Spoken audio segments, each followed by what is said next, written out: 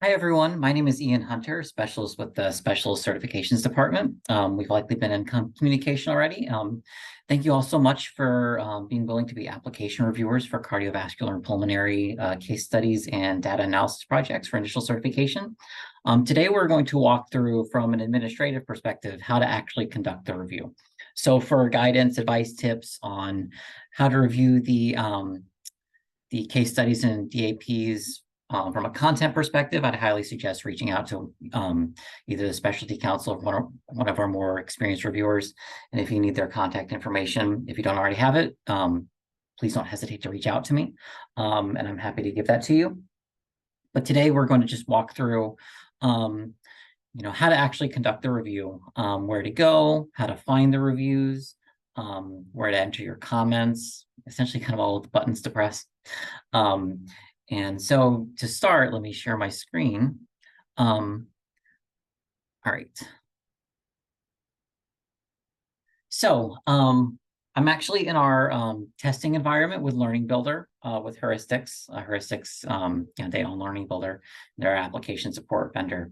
So I'm in our testing environment, and I'm currently impersonating Matthew Walco. So Matt, of course, is the current chair of the Cardiovascular and Pulmonary Specialty Council.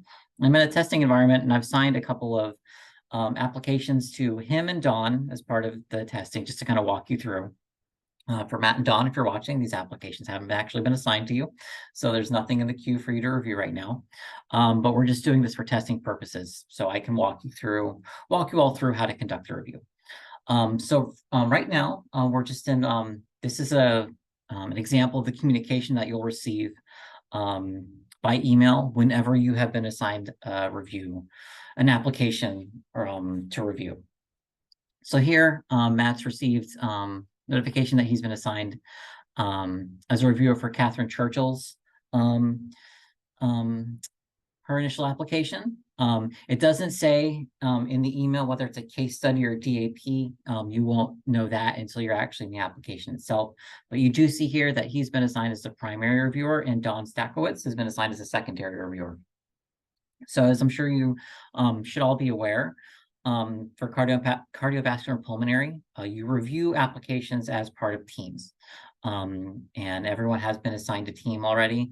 So when you see this, whether you're the primary reviewer or secondary reviewer, you should communicate with your team member who's going to conduct the review first. So this doesn't necessarily mean that Matt has to conduct the review before Dawn. If Matt and Dawn communicate with each other, and Matt says he needs more time before he can start the review, but Dawn can go ahead and start right away, Dawn can do it first. And then she can let Matt know when she's done with her review, so Matt can log in to do the review. But you'll be working with the same reviewers for the entire initial application process. So you'll get to know your review team partner well, and I'm sure your communication with them will be great. So you just want to communicate, who's going to start the review first. And then when that person's done, they communicate when they're done. So the next person knows it's time for them to go in. But here, again, this is just a copy of the communication that you'll receive. Here you will see the due date. The due dates are 20 days out from the day it was assigned. So for testing purposes, I think I assigned this on like August 8th, because that should be, oh, it's not on here, but that was the date this notification was sent in the testing environment. So it's 20 business days out from when it's assigned. Normally, if it's just going to one reviewer, it's 10 business days, but because it is going to two reviewers, it's 20 business days. So after you get the notification, the first step is to find the review. So when you log into the application portal, the ABPTS application portal, click on application reviews. Then here, this takes you to the reviews queue. And on this page, you do not have to do anything with any of these filters. It's fine as it is. What's most important is that this be my inbox, because that will go to anything that like actually needs your review. If you select like any like pending, that won't show you anything. So just leave it as my inbox. You can leave everything else the way it is, and you just click search. So this will bring up the reviews that have been assigned to you. 2 reviews have been assigned to Matt and Dawn as part of the testing, because one of these is a case study and one is a DAP, and we'll just kind of walk through a bit of both. So when you see the reviews that you've been assigned, the first thing you need to do is ask yourself, and you can do this when you get the communication as well. Can I conduct a review, or do I need to recuse myself? So you would recuse yourself, for instance, if you have a personal relationship with the person applying, if they're a coworker, if they're a friend, if there's anything that makes you feel like you cannot give an unbiased, impartial review of their case study or DAP, that would be grounds for recusing yourself. The most common reason why someone would recuse themselves, though, is that they work in a residency program and this is one of their residents. But to recuse yourself, you click on this orange Submit Review or Recuse button. And in the window that opens up here, you put in your recusal reason here, then just click Recuse. Staff would then get a notification that the reviewer had recused himself, and then we will assign it to another reviewer, either the primary or secondary reviewer. We will get it reassigned. We'll probably work with the council to see who they might want to reassign to, or we might just look to, we try to keep these even so that no one person or one team is getting assigned more than another person or another team. So we may just look at it that way to make sure that these are kind of even. But that's all you do to recuse yourself. If you can conduct the review, like if Catherine Churchill's not your resident, you don't know her, you just click the blue view button, and that will take you to the application. Right, so this is what the application, looks like. This is a option A application, which means they enter their direct patient care hour information. So this should always be approved when it gets sent to you. The only thing that you will be reviewing is either the data analysis project or the case study. You don't review the hours, and we shouldn't even be sending these to you if the hours have not been verified and approved by their supervisor or by staff if they self-attested. The only thing you're going to do is the DAP or case study, and you'll be able to see which it is just from right here. So you can see enter data analysis project information. 8 of 8 means that there are 8 required sections, and they've completed all 8. And it would be the same for the case study, and we'll show that in a few minutes when we get to that. So you just scroll down, and the first section here is data analysis project. So for those of you who reviewed these last year, you know that this was one single entry, and you had to review the entire thing at once. This has now been broken up into 8 different sections. Dawn worked a lot with Derek between the last exam cycle and now this application cycle to make this change, to make it align better with the case study and how the case studies are reviewed, but also to make it easier to review each section individually instead of seeing the whole thing at once. However, if you do like seeing the whole thing at once, you can still view the entire DAP, and we'll do the case study later, in one single document. If you click on this little window button next to the Cardiopulm Data Analysis Project,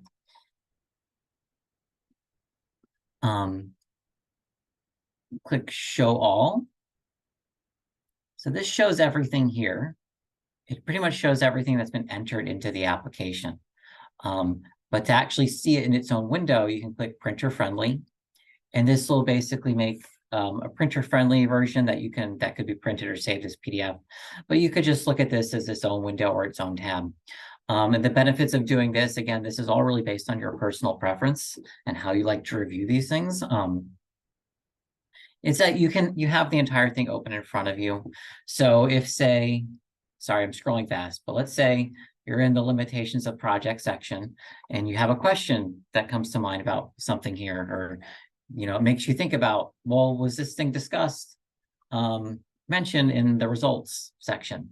If you want to cross-reference things like this to make sure that there's consistency and flow to the DAP, this could be very helpful for you if you want to view it that way.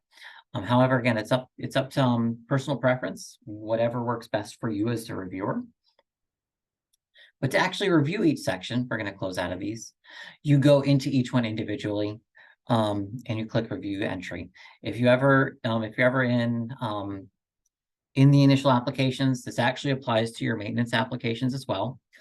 If you ever see an orange button that means it's something you need to click and it needs to be addressed. But here in these applications, you'll see the orange review entry buttons. So that's what you click on to actually review the entry. So let's just click on this one. So this is project involvement. So that's the first section of the DAP. You will see the entry instructions here and then the current entry. So what you're reviewing, of course, is the current entry, and to see how it lines, does it answer the questions, or does it follow the direction that is in the entry instructions? Again, for more guidance and tips on how to, from a content perspective, like how you're reviewing this, again, you'd want to reach out to the specialty council and to some of our more experienced reviewers, because we do have quite a few cardio reviewers who've done this for several years, and I'm sure they'd be happy to help.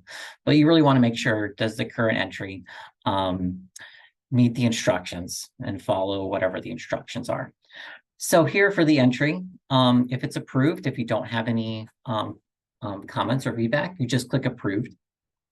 If you're not approving it, you type in your reviewer comments here, and then you click unapproved. It would then be staff's job, once you actually submit the review, to make sure this gets communicated back to the applicant. So nothing that you put here, the applicant will not automatically see whatever you put here. So sometimes staff might, clean comments up a little bit, because sometimes I know, especially because you work in teams, sometimes you might actually kind of be almost communicating with your team member back and forth in these comments. So for instance, I did these reviews last year. Sometimes I would clean them up a bit before sending them out. For instance, if Dawn and Sean were kind of talking to each other, because Dawn and Sean were a team last year. But again, if you have any comments, you put them here, you click on approved. This entry is likely not going to be where you're putting your comments. It'd be more in the meat of the application here. But you do that for each of these entries. You go through each entry, approve it or unapprove it with comments. Once you're complete, once the entire DAP has been reviewed, you scroll back to the top, or you can go all the way to the bottom and click on the Submit Review or Recuse button.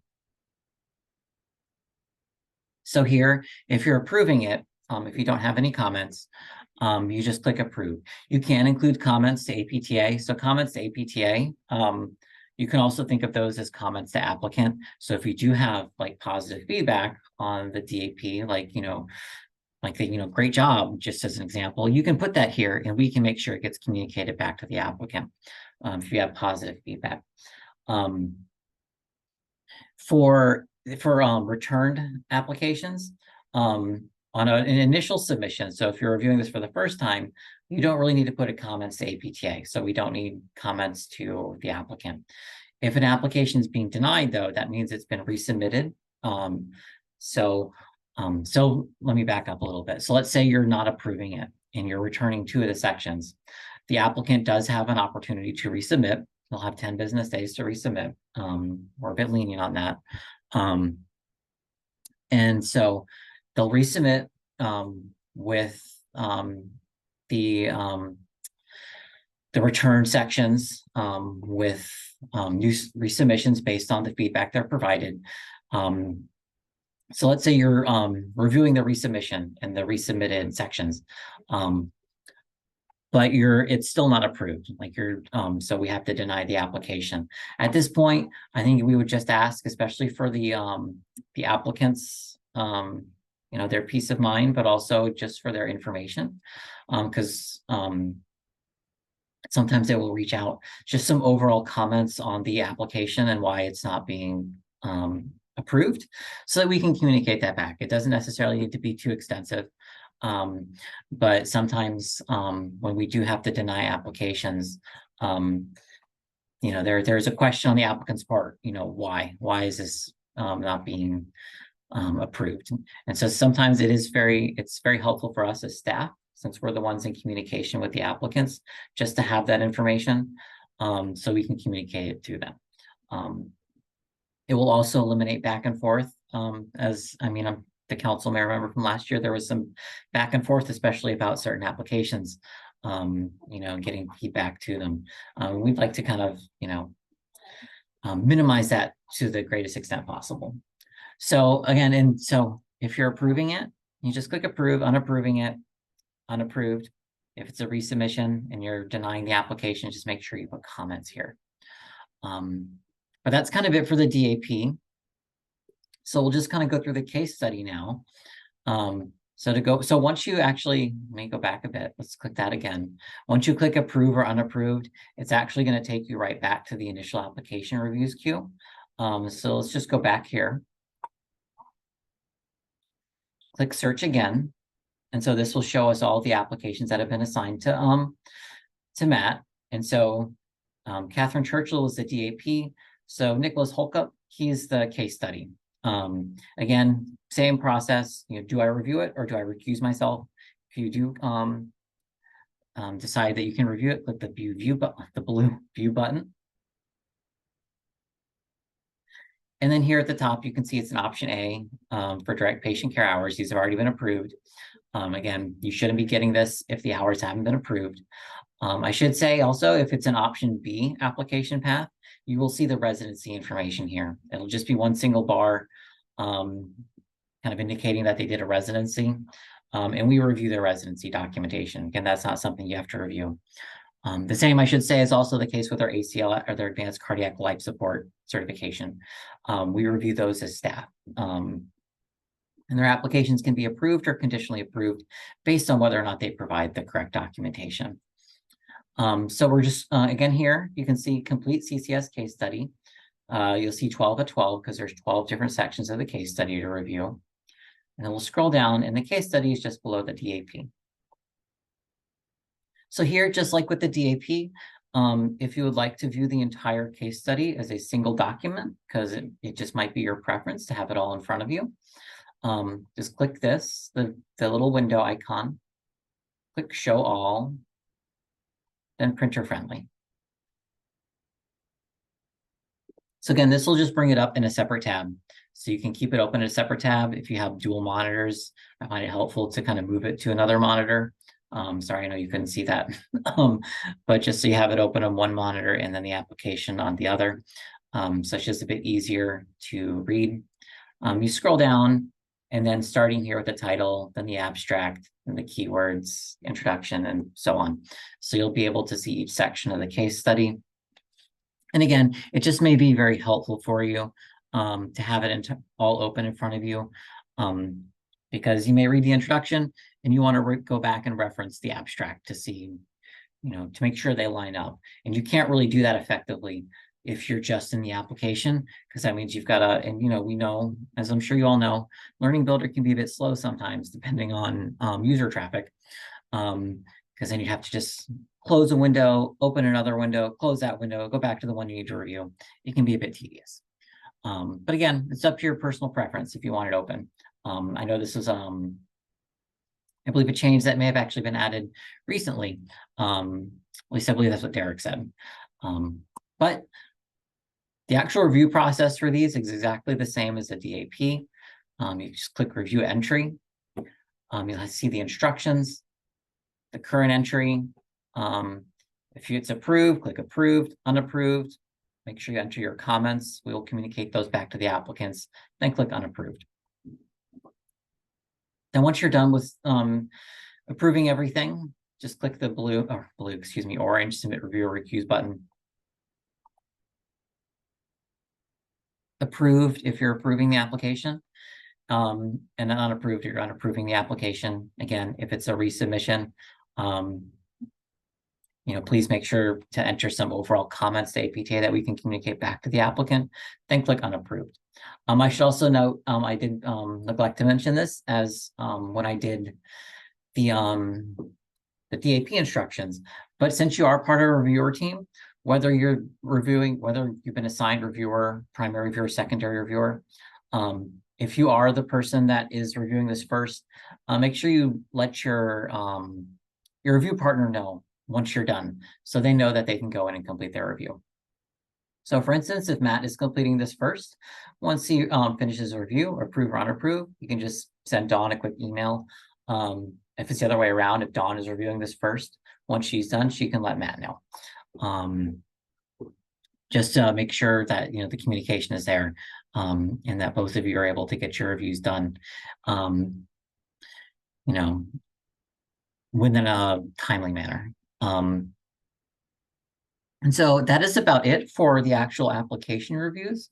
It's a pretty simple process. I think once you get used to it, if you do have any questions about the process, about how to conduct the reviews, or just anything in general, please let me know as soon as possible. You can reach out to me at ianhunter@apta.org. That's IANHUNTER@apta.org. Or you can give me a call at 703-706-3380. Thank you all so much. And thank you all again for being willing to be application reviewers. I'm excited to work with all of you.